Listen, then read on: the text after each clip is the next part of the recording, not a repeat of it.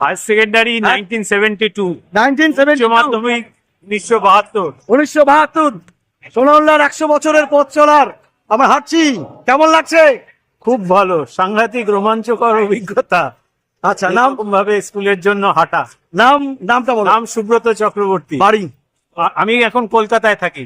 গতকাল রাত্রিরে এসেছি, আগামীকাল সকালে চলে যাব র্যালির জন্য। র্যালির জন্য। দুর্দান্ত, এর থেকে বড় প্রাপ্তি আর হয় না।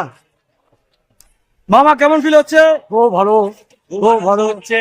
পুরানো স্মৃতিগুলো মনে পড়তেছে, পুরানো বন্ধু বান্ধব, স্কুল লাইফের দেখে খুব আনন্দ হচ্ছে, হৃদয় ভরে গেছে আনন্দে, খুবই ভালো লাগছে।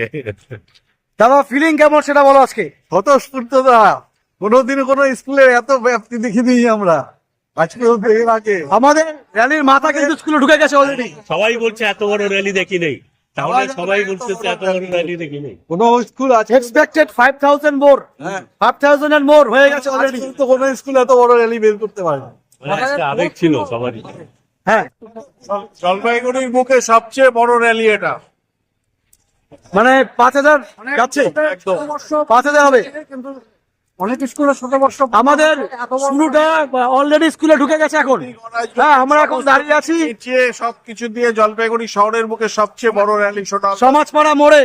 আমাদের র্যালির মাথা ঢুকে গেছে অলরেডি, স্কুলে ঢুকে গেছে।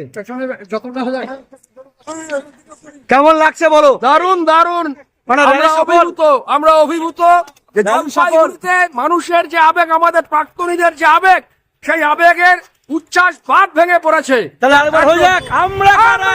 কারা? সোনাউল্লাহ। এই রাজ্যে কারা? সোনাউল্লাহ। এই শতবর্ষে সোনাউল্লাহ।